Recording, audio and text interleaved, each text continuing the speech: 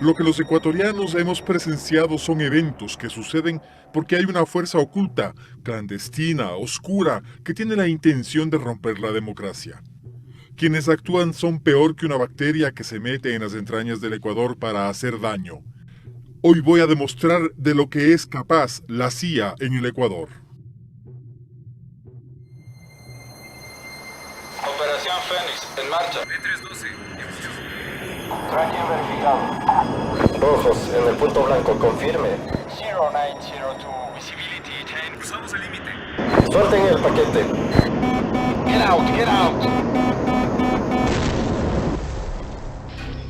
Un operativo plenamente planificado por las Fuerzas Armadas de Colombia, en absoluto secreto y con premeditación, provocó que aeronaves colombianas incursionen en territorio ecuatoriano, sin permiso de su gobierno soberano.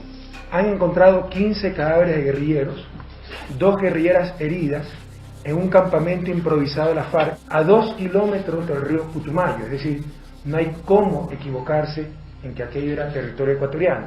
Fueron bombardeados y masacrados mientras dormían, utilizando tecnología de punta que los localizó de noche en la selva, seguramente con la colaboración de potencias extranjeras. ¿Cuándo informa usted a la Embajada de Estados Unidos de ese ataque? Son las 3 veces que yo hablé con el grupo militar y esas 3 veces era por orden del comandante general del ejército, no a disposición. Vamos a ver. Mario Pazmiño es un militar retirado. Fue director de inteligencia del Ejército del Ecuador y fue relevado de su cargo por fallas de información. Mario Pazmiño le ocultó al presidente de la República, quien es su comandante en jefe, que el ataque a Angostura estaba muy bien planificado. Pazmiño siempre protegió a sus maestros, los agentes de la Agencia Central de Inteligencia de Estados Unidos, la CIA. Ellos formaron a Mario Pazmiño como un experto en seguridad. Los registros demuestran que fue un excelente alumno y que era un fiel servidor de la CIA, asalariado de la Embajada de Estados Unidos. Hablé con algunos de sus compañeros. Me contaron que había recibido equipamiento y órdenes de la embajada en Quito. La CIA comenzó a operar después de la Segunda Guerra Mundial. Mientras los países de América Latina tenían gobiernos que obedecían las órdenes, la agencia permanecía invisible. Los gobernantes que defendían la soberanía de sus países eran atacados y ahí aparecía con más evidencia. Es notable cómo los militares de las dictaduras de América Latina cometían atrocidades que la CIA ocultaba o maquillaba. La CIA nunca ha dejado de estar. Los métodos han sido diferentes, pero siempre ha intervenido en el continente. Una de las acciones que cumplieron las fuerzas estadounidenses se realizaron desde la base que operaban en el puerto ecuatoriano de Manta. La excusa fue hacer un plan continental para vencer al narcotráfico. El presidente Rafael Correa ofreció desde la campaña electoral no renovar el acuerdo con los estadounidenses para el uso del aeropuerto de Manta. El ataque contra Angostura confirmó que allí se hacía algo más de lo que se declaraba. La salida de la base estadounidense de Manta provocó el colapso final del famoso Plan Colombia. Si no hay ningún problema en tener una base norteamericana en Ecuador, perfecto. Podemos dar permiso para que instalen esa base, siempre y cuando nos den permiso para instalar una base militar ecuatoriana en Miami. Si no hay ningún problema, van a aceptar. Cuando se consolidaron las democracias en el continente, la táctica del golpe militar no fue más una opción. Entonces Estados Unidos comenzó a intervenir en los estados latinoamericanos, tanto a través de reclutar a personajes influyentes de cada país, como mediante organizaciones no gubernamentales. Rafael Correa y otros mandatarios rompieron el esquema de intervención de la CIA, quebraron su lógica. También quebraron la estrategia de Leila Haddad Pérez. Ella fue la jefe de la CIA en el Ecuador durante muchos años, hasta que Rafael Correa asumió la presidencia de la República. Leila Haddad trabajaba de manera encubierta en el almacén de alfombras Aladino, en la exclusiva avenida González Suárez de Quito. Actuó siempre con el nombre de SWAT. Muchos políticos entraban con el pretexto de comprar alfombras y salían con instrucciones claras de qué debían hacer. En ese almacén también se autorizaba la designación de comandantes de la policía y las Fuerzas Armadas afines a sus intereses. Leila Haddad vivió en el Ecuador con una identidad falsa como ecuatoriana. Hizo bastante daño al país y muchos favores a sus agentes. Gracias a su influencia y de la CIA, logró que Emilio Palacio fuera acogido como asilado político en Estados Unidos. El tristemente célebre editorialista del diario El Universo abandonó voluntariamente el país. Se instaló en Estados Unidos, desde donde intenta influir con poco éxito. La posición soberana del país provocó que se debilitara su red de informantes y en 2008 fue expulsada del Ecuador, justo antes del ataque contra Angostura. La estrategia de Leila Haddad fracasó, entonces la CIA actualizó sus procedimientos, comenzó a aplicar la que se conoce como técnica de los topos. Los topos son periodistas, políticos e informantes reclutados y pagados por la CIA que desgastan las estructuras del Estado. Entonces reclutaron enseguida a la guayaquileña Karen Andrea Holligan Bruckman, nacida en 1953, con residencia fija en Miami, Estados Unidos, y directora de Relaciones Públicas del Inter-American Institute for Democracy. Esta organización es como un grupo de amigos que se sienten importantes porque les llevan a Estados Unidos a hablar contra las dictaduras, cuando en realidad son manipulados y actúan como informantes de la CIA. Su historial en el Ecuador es escaso, pero fue suficiente para encargarle estructurar, coordinar y financiar una red de informantes. Cuando le encargaron la misión, tuvo que reorganizar la red de agentes encargados de atentar contra la democracia en Ecuador. El primero en ser reclutado fue, obviamente, Mario Pazmiño, pero además su lugarteniente y también ex militar, Alberto Molina. En la lista de los más cercanos de Karen Holligan está Fernando Villavicencio. Fernando Villavicencio se hace llamar periodista, pero se formó en los viejos sindicatos petroleros, en los que acostumbraba a chantajear con amenazas de paro, y llegó a ser asesor del entonces asambleísta Clever Jiménez. Villavicencio es clave en todas las acciones de la líder Holligan. Cumple sin cuestionar las acciones de desestabilización. Como no, César Ricaurte, quien dirige Fundamedios, en realidad es un tramitador de donaciones de agencias que intervienen a nombre de la CIA. Fundamedios se escuda en la defensa de la libertad de expresión, pero, en realidad, es un instrumento eficiente de las operaciones encubiertas psicológicas de los servicios de inteligencia estadounidenses en nuestro país. Karen tiene amistad con Marta Roldós, hija del expresidente Jaime Roldós. Jaime Roldós Aguilera fue electo presidente constitucional de la República después de una larga etapa de dictaduras militares. Jaime Roldós puso en práctica un programa para recuperar la soberanía del Estado sobre los recursos naturales. Pero sus intenciones se truncaron. John Perkins fue sicario económico de la CIA, es decir, intervenía para dominar la economía de los países. Perkins trabajó en el Ecuador durante el gobierno de Jaime Roldós.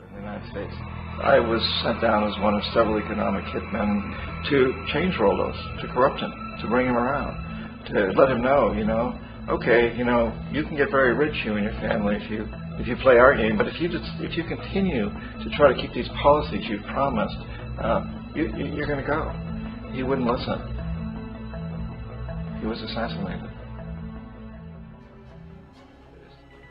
Gracias a su amistad con Karen Holligan, Marta, la hija mayor del presidente fallecido, logró obtener apoyo económico para crear la Fundación Mil Hojas, una página web que dedica toda la energía en desprestigiar al gobierno. Recibe instrucciones y financiamiento estadounidenses. ¡Qué gran paradoja! Hace una década la CIA reaccionó cuando había perdido el control de América Latina. Debió actuar rápido y usar mucho dinero para financiar la intervención. Estados Unidos inyecta dinero a través de varias ONG que tienen oficinas en casi todos los países de la región. Entre ellas se encuentra el Instituto Republicano Internacional, IRI. También actúa el Instituto Nacional Demócrata, NDI, por sus siglas en inglés, que distribuye fondos federales.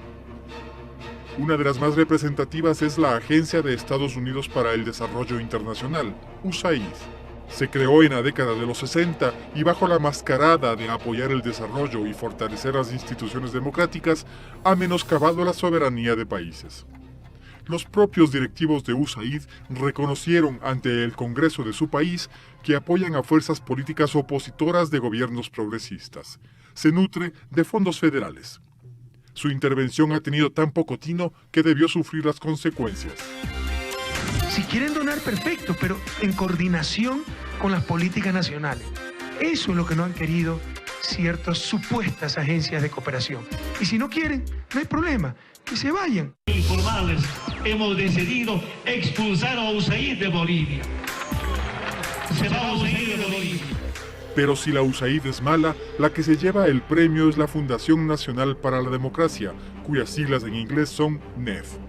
NED declara que su objetivo es fortalecer las instituciones democráticas en el mundo, pero encontré un recorte del New York Times, uno de los periódicos más influyentes del mundo. En la parte que interesa dice esto de NED.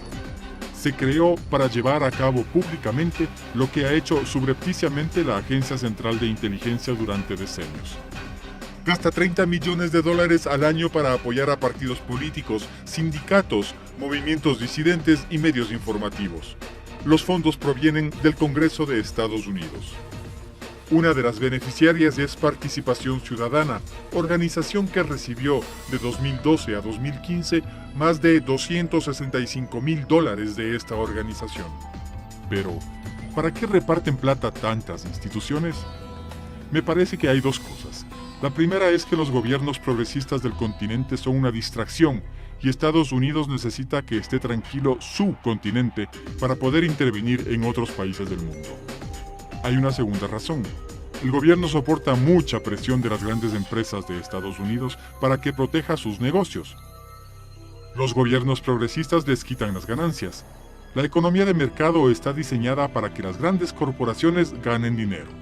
Ellos y nadie más. A Washington no le queda otra alternativa que activar todas sus organizaciones como la CIA o USAID para recuperar el control de la región. Y un presidente como Corea puede ser un ejemplo. Porque lo que hemos vivido hace 15, 20 años en América Latina es seguir un recetario que nos mandaron desde Washington. Entonces, por eso, yo creo que él es el target más blanco. El blanco más importante y que la vida de él está en peligro. En 2015 sucedió una de estas oleadas en las que Karen Holligan lideró personalmente las acciones. Se reunió con Marta Roldós y otras 2 personas en el restaurante El Rincón del Ceviche, en el barrio Urdesa de Guayaquil. Además tuvo un largo encuentro con Fernando Villavicencio en una cafetería del barrio La Floresta, que hoy ya no existe. También con Alberto Molina tomó café en un local del norte de Quito. Una red funciona con muchos puntos de contacto. Es difícil tener seguridad de quién sabe y quién no sabe para quién trabaja, pero hay evidencias que nos permiten acercarnos a la verdad, como las siguientes. La Embajada de Estados Unidos de pronto mostró una gran preocupación por las próximas elecciones presidenciales en Ecuador. Gustavo Larrea fue un político que estuvo asociado a los movimientos sociales. Eran reconocidos sus nexos con la guerrilla colombiana y fue miembro del gobierno de Correa. Fundó el movimiento Democracia Sí con su hermano Marcelo, periodista que en el pasado escribió varios artículos en contra de la CIA. Pero los tiempos cambian. Gustavo y Marcelo Larrea informaron directamente a 2 agentes de la CIA en un almuerzo que se realizó en el restaurante Sol y Luna. Otra gran paradoja. Los anfitriones fueron Tyler Speaks, acusado de sabotear las elecciones y de atentar contra el Estado de Nicaragua. Es ahora el jefe adjunto de la sección política de la embajada y funcionario activo de la CIA. También asistió Timothy Peltier, consejero de Asuntos Políticos de la embajada y agente encubierto de la CIA en Cuba y Rumanía. Gustavo Larrea les informó con detalle respecto a la política nacional. A pesar de la abundancia de criterios vertidos, el final de la reunión explicaron su presencia a los medios de esta manera. Hemos almorzado aquí nada más. Se sabe que estaban reunidos con funcionarios de la Embajada de Estados Unidos. Equivocados. ¿Seguro? Seguro. Los mismos agentes de la CIA desmintieron esta versión. Es un año electoral en Ecuador, en los Estados Unidos también, y estamos hablando con cada parte de la sociedad y del lado político en Ecuador a entender mejor la situación electoral de este año. Hay otros personajes que, en cambio, filtran información a periodistas asociados a agencias extranjeras. Jorge Rodríguez, presidente de la autodenominada Comisión Anticorrupción, ha entregado normalmente datos de veracidad relativa a la prensa. Lo hace a sabiendas de que su acción está fuera de la ley. Esas informaciones caen en manos de Juan Carlos Calderón, de la revista digital Plan B, quien publica la información y en muchos casos la comparte con Mónica Almeida, editora regional del diario El Universo. Juan Carlos Calderón tuvo su desarrollo en la extinta revista Vanguardia. Cuando quebró se juntó con Cristian Zurita y pidieron a la NED que financie una nueva publicación.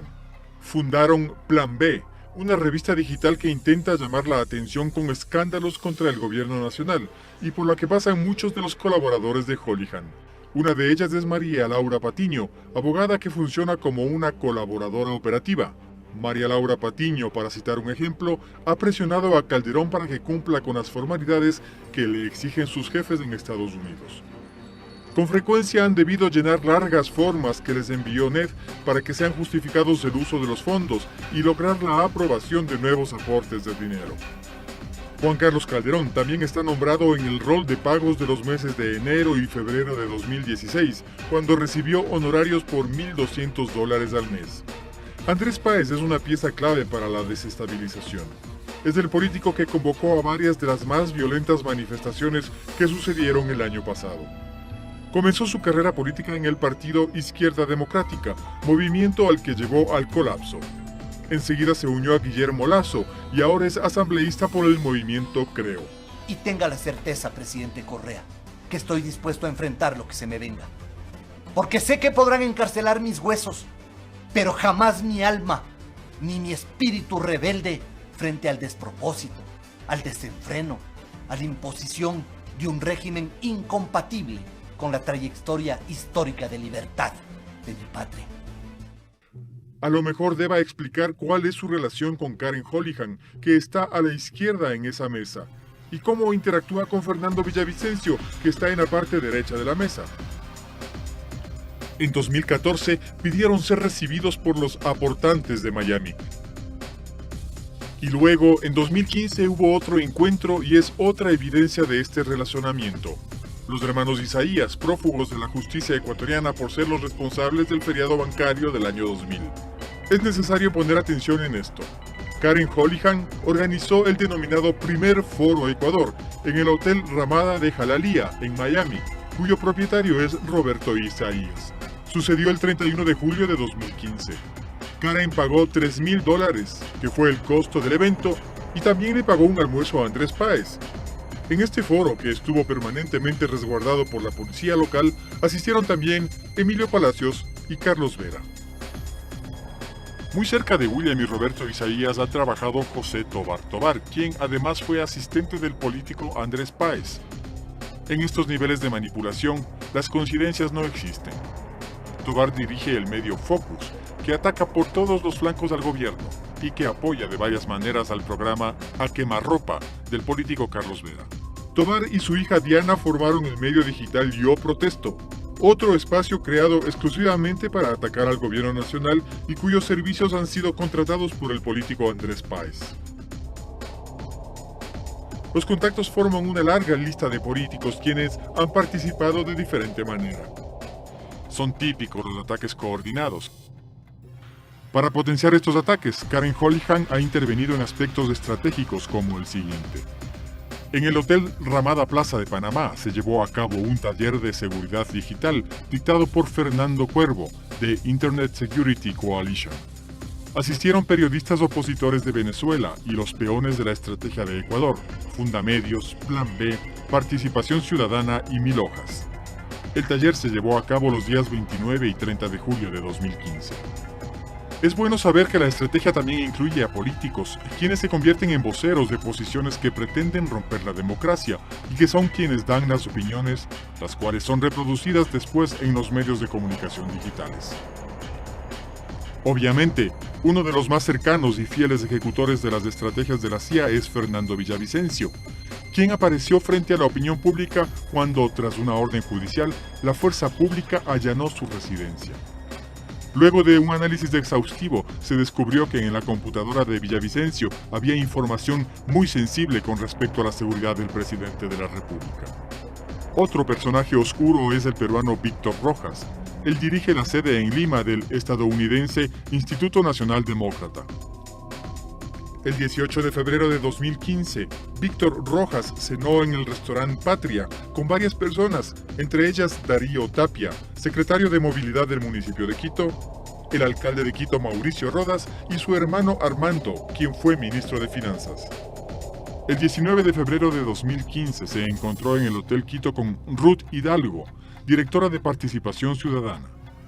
Pues sí, esta institución, que tiene una relación activa con grupos opositores, recibe fondos de varias organizaciones estadounidenses relacionadas con la CIA, USAID, NED, IRI, entre otras.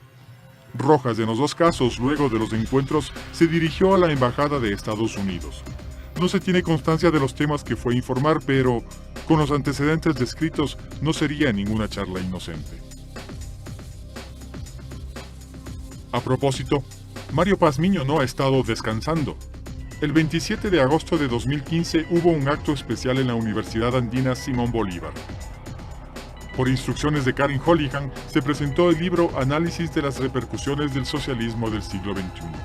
Es un impreso en el que participan los amigos latinos reunidos alrededor de la idea de derribar los gobiernos progresistas de la región: Venezuela, Cuba, Ecuador, Bolivia y Argentina. Quienes asistieron a la presentación en el Ecuador son muchos de los que están en esta pared. La CIA actúa también a través de intelectuales.